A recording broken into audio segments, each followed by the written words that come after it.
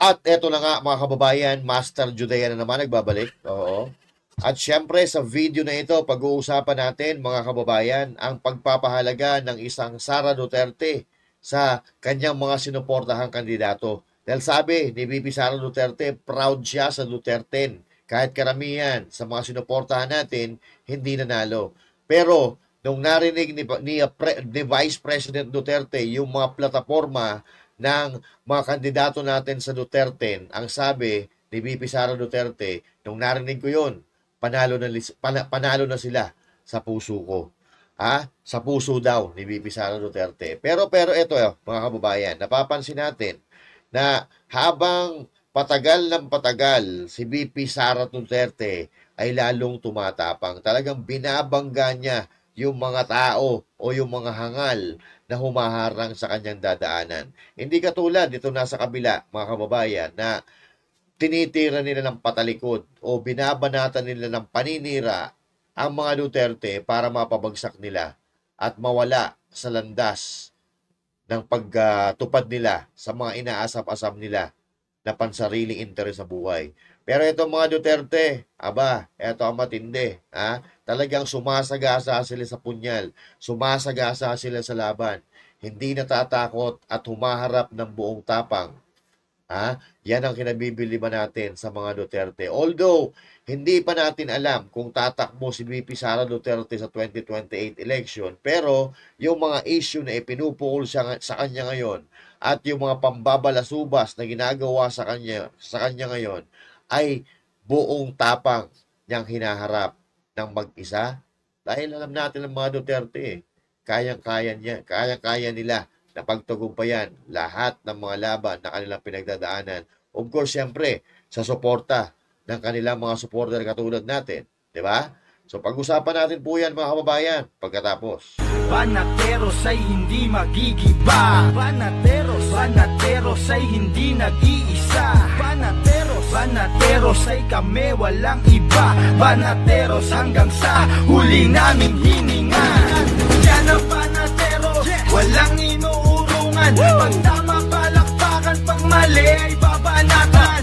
Yan ang Banateros, boses ng ordinaryong Pilipino. Banateros ay walang makakaawan.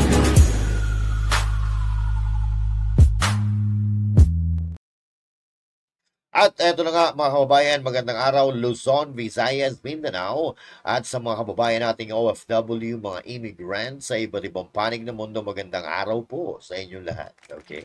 Siyempre, huwag kakalimutan mag-like, share at mag-subscribe sa ating channel. Ugaliin na yan na pag nagpunta at pumindot ng video ni Master Judea, is i-pindot na rin natin ang like, share, and subscribe. Okay?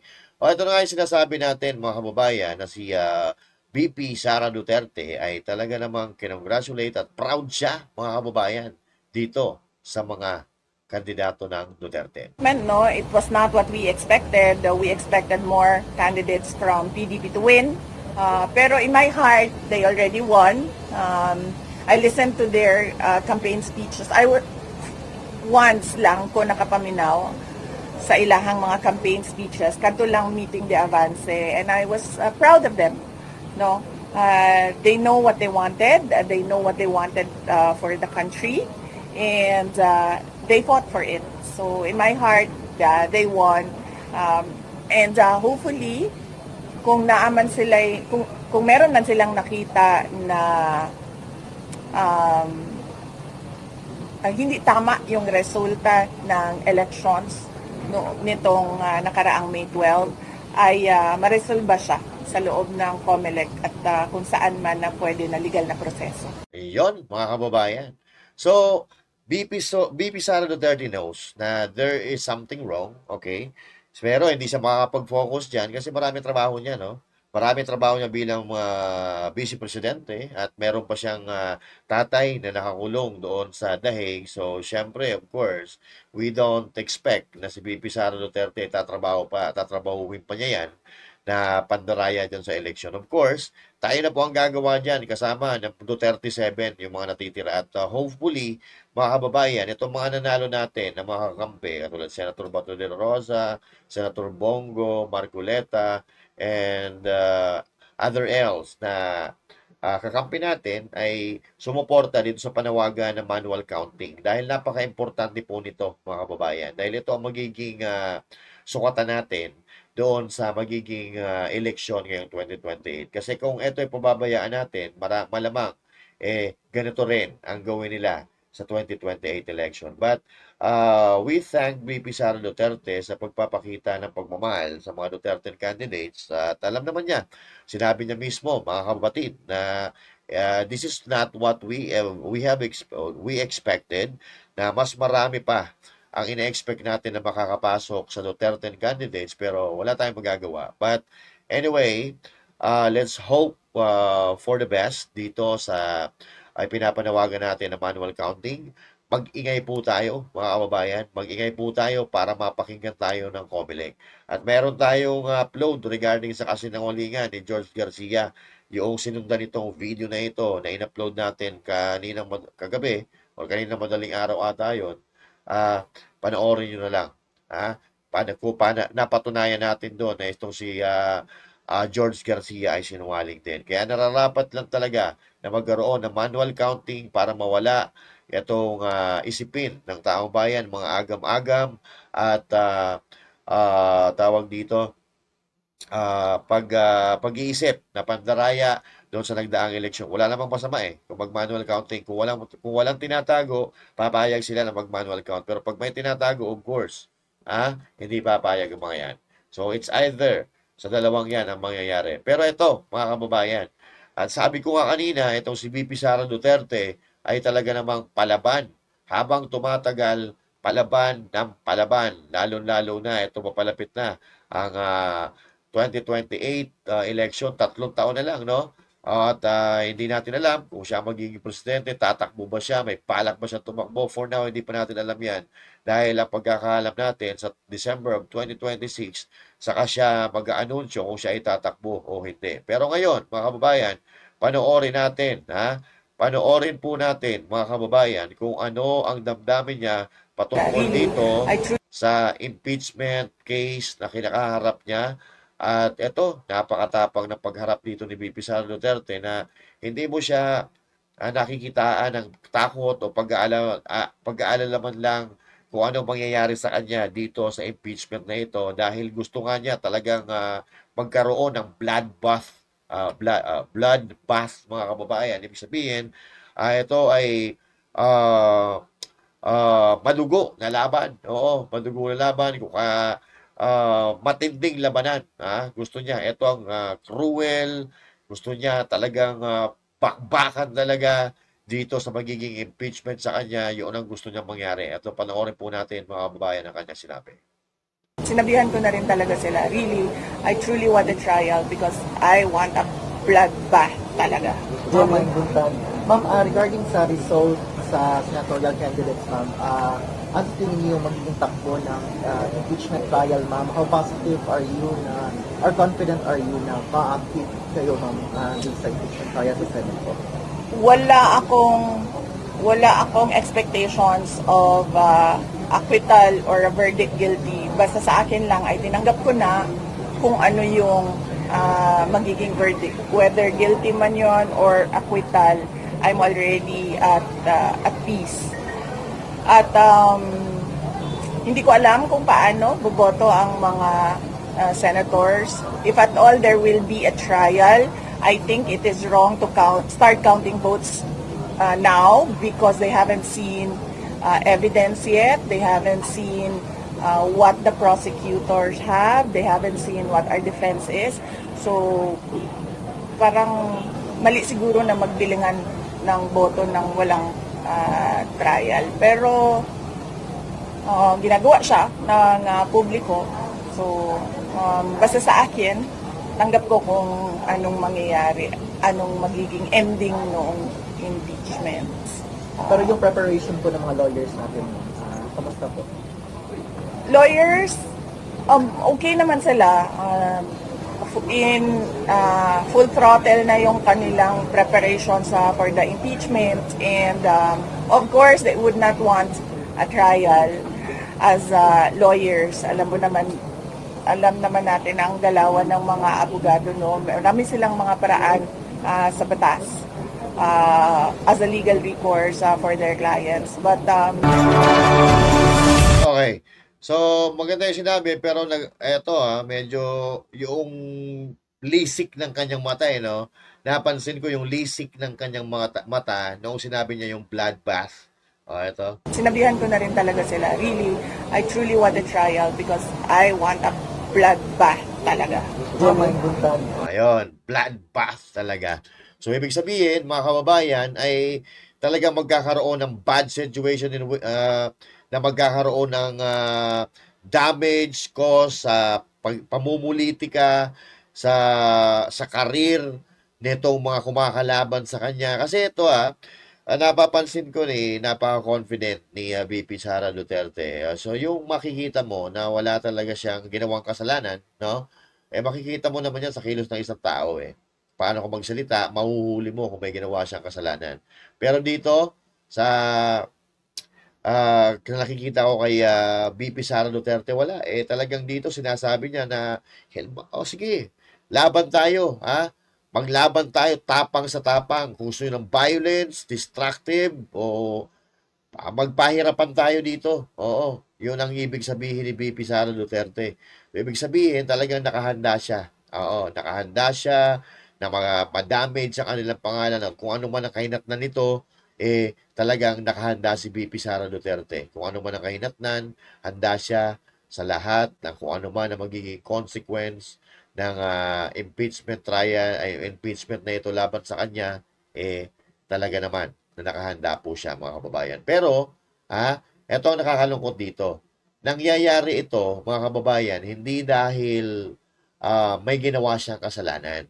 Nangyayari ito dahil may mga desperadong politiko na tinitingnan nila na threat sa kanila si VP Sara Duterte kasi napakalakas nga naman ni VP Sara Duterte. Kung ito ang kakalabanin mo sa 2028 election o kung saan mga eleksyon, talagang mangangamote ka talaga. Kaya ang gagawin mo dito kay VP Sara Duterte, dudurugin mo, sisirain mo ng sisirain. Pero sa talino ni VP Sara Duterte, sa galing niya na ipaglaban ang kanyang sarili, hindi siya nadudurog.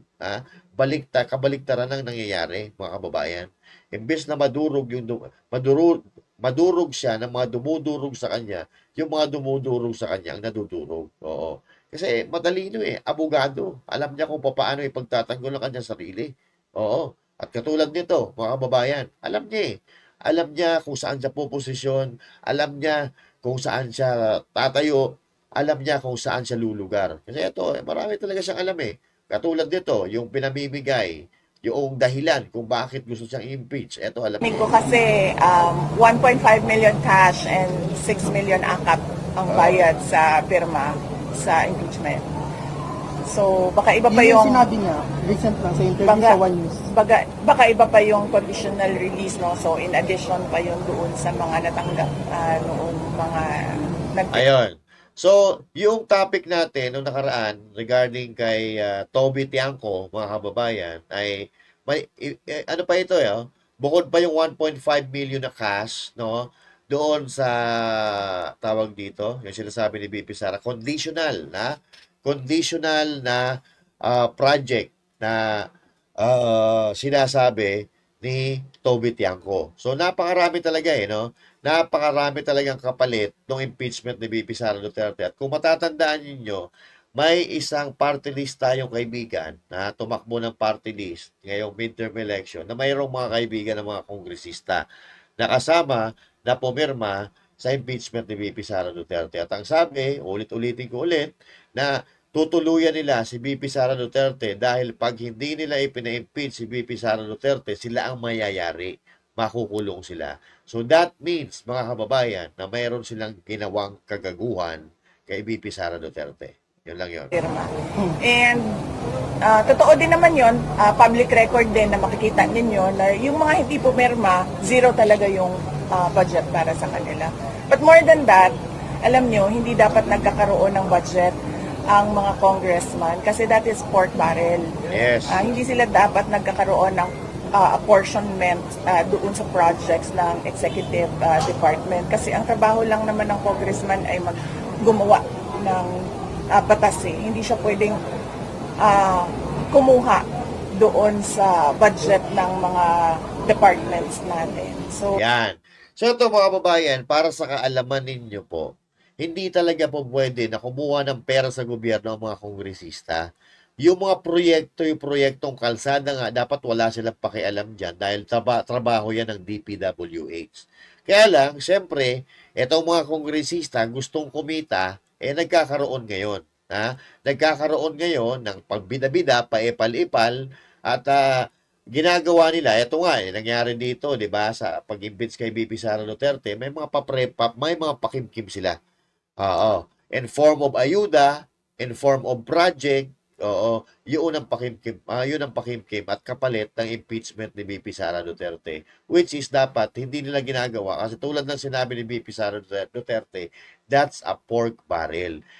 Pwede sila mag-suggest kung ano yung pwedeng gawin doon sa distrito nila o doon sa lugar nila na mga infrastruktura, pero ang gagawa dyan, yung mga ahensya ng gobyerno na talagang gumagawa ng mga proyekto yan. DPWH, halimbawa, Housing, NHA, at sa irrigation, National Irrigation Association, or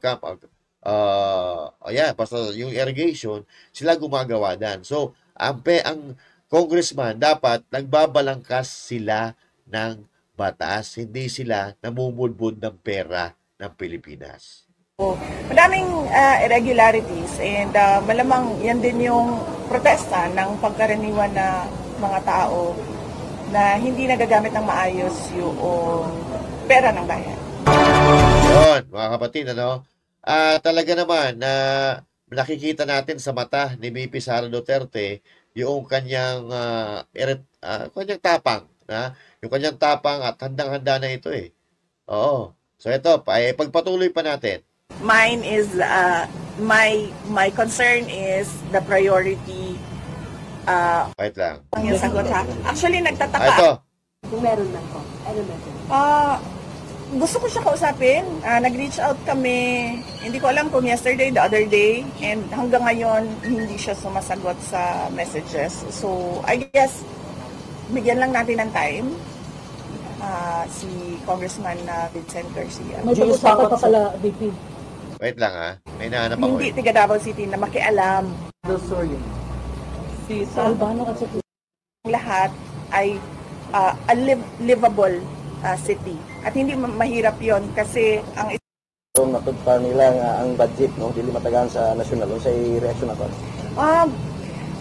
I think more than enough ang budget sa Davao City nato para magpadagan og mga proyekto og mga programa dinhi sa ato ang syudad. In fact, when I was mayor, dili ko nagapang alam nyo ang pinaka in demand talaga na project ng Office of the Vice President ay yung Wait lang bilisan natin na maabot natin yung launching across the country, relaunching ng mga offices namin kasi kailangan namin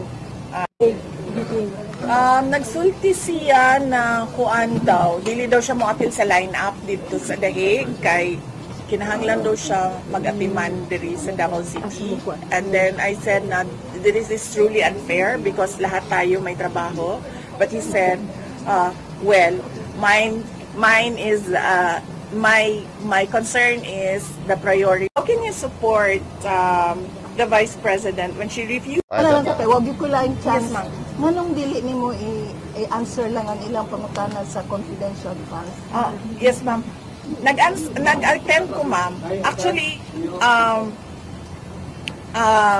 Tagalogin ko na lang yung sagot ha. Actually, nagtataka ako sa narrative nila. There was one time, meron akong narinig na interview sa isang tao na nagsabi siya na how can you support the Vice President when she refuses to answer the question about confidential funds. But if you can remember, umattend ako sa hearing ng House of Representatives. Una, umattend ako. I refuse to take an oath because wala naman sa rules nila. But wala silang tinanong sa akin kung maalala nyo, i-review ninyo yung hearing. Not one question was asked of me. And then the next time na umattend ako para samahan yung mga personnel ng OVP na sumasagot naman, nasasagot din naman nila yung mga tanong. Tapos when I requested that I assist the personnel of the OVP, sabi nila hindi pwede pag hindi ka mag-oath, diba? So sabi ko, okay, let's do this. I'll take an oath. They never ask one question. So I do not understand saan nanggagaling yung sinasabi nila that I refuse to answer, because nandoon yung mga personnel ng OVP, lahat ng tinawag nila nandoon. In fact, kinulong pa nga nila si Yusek Laika Lopez. Nandoon ako. I protested sa kanilang anong tawag dyan? Sa kanilang rules na ang pinapagawa nila sa akin ay wala sa rules nila. And then the next time around, even if may protest ako sa rules nila, I said, okay, sige, if you want an oath, I'll give you an oath. But did they ask a single question? Wala silang tinanong sa akin. I-review nyo yun. Wala. So, hindi sa ayaw ko sumagot. Wala silang tanong during the hearings. And they met a dead end doon sa hearings nila na nag-decide na lang sila, okay, i-impeach na lang natin ito siya without any evidence at all of wrongdoing, because nasa Commission on Audit ang lahat ng papers ng confidential funds. So, it's not true na ayaw ko sumagot. Wala silang tanong. So, impeachment Kaya nga, diba? Kaya nga sinasabi nila, mag-impeachment na lang tayo para masagot niya. And that is wrong. Diba? Bakit ka naman mag-impeachment just to fish for wrongdoing? In fact, meron pa silang ginagawa ngayon kasi they counter the dead end doon sa committee hearings nila sa Congress. Meron silang binuksan na inquiry na naman ngayon na pinapatawag nila, hindi ang House of Representatives, ibang government agency na gusto nila kausapin ang personnel ng Office of the Vice President. Na sabi ko, once you send that letter of invitation, we will say no. Because number one, that fund is not the fund of your agency, it's the fund of the Office of the Vice President, and all the documents were submitted to the Commission on Audit, who is the correct agency to question the use of funds of all government offices. Okay na pa? So, hindi na sila mahuman din. Hindi na sila mahuman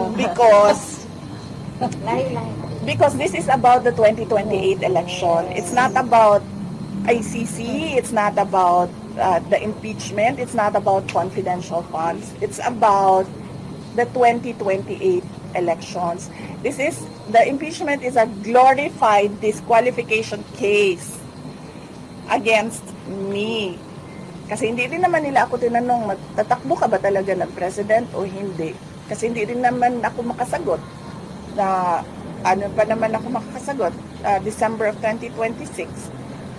So by that time siguro naisip nila, too late na yan, hindi na namin kakayanin na manalo or ano, hindi ko alam kung anong iniisip nila. I really do not know that these individuals are desperate. Yon, Desperate. okay. Yan mga kababayan. So, actually magaling din itong taktika ni VP Sara Duterte na hindi siya basta-basta nagsasabi na tatakbo ako and all that. Kasi mapaghahandaan ka nga eh. Pag sinabi mo na napakaaga na tatakbo ka, sisirain ka nila ng sisirain. So now, alam nila na kahit sirain nila ng sirain si VP Sara Duterte, ay mahihirapan silang sirain ito eh. Kasi mula ng ilang taon na nilang sinisiraan si VP Sara Duterte, pero ngayon, popular na popular pa rin. So, but one thing for sure, na itong mga Duterte, lalo ni si VP Sara Duterte, ay marunong lumaro. Okay? Marunong lumaro, abogado, talagang sanay na sanay sa politika. Hindi mo basta-basta ito eh. Kaya dapat magiging presidente ito. Pero, who knows, no? Hindi pa natin alam. We don't know kung siya tatakbo. Pero kung hindi man siya tatakbo, meron tayong susulong dyan, no? Meron akong kilala na talagang marami na nagawa. Na marami kami kilala na mga banateros na may isang personalidad na marami na nagawa na pwedeng isulong natin yan sa 2028 kung hindi tatakbo si VP Sara Duterte. Ito nga ang problema no?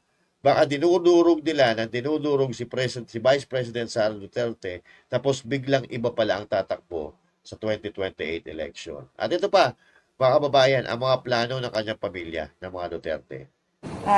They know what they wanted. They know what they wanted for the country. Ayan, And tapos na tayo dyan.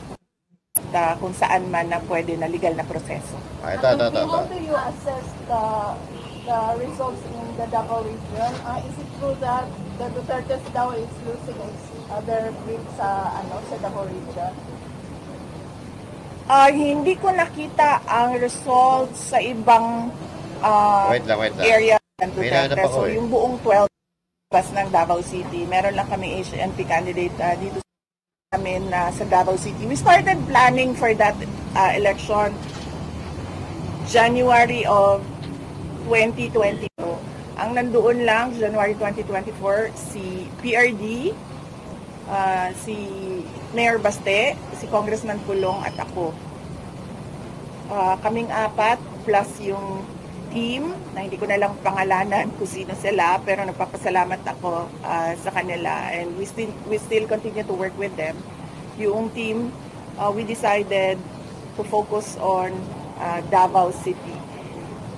Dumating lang naman na naging candidate si Omar Duterte kasi ayaw na makipag-usap ni Congressman Vincent Garcia. Sinasabihan namin siya, hindi niya sinasagot yung messages namin. Kaya naging candidate si... Usapan ngayon yung speakership at saka Senate presidency.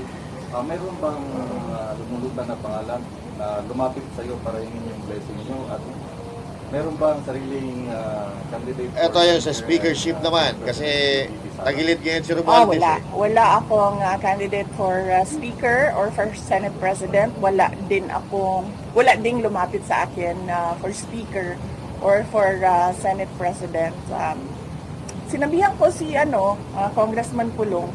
Sabi ko sa kanya, baka gusto mo lumaban ng speaker. Hindi man siya sumagot. Hindi siya sumagot. Iniisip din niya siguro yung chances niya Pwede. Anong chances kaya ni Congressman Pulong? Bakit siya yung napili mo na in-endorse niyo? Well, sinabi ko sa kanya, kung hindi ka manalo ng ng speaker, then kunin mo yung minority. Diba? But wala pa siyang sagot. So I guess he's still thinking about it. Siguro, hindi ko alam. Ang sinabi lang niya sa akin kanina, huwag ka makapag-away kasi kagagaling mo lang sa simbahan, sa misa.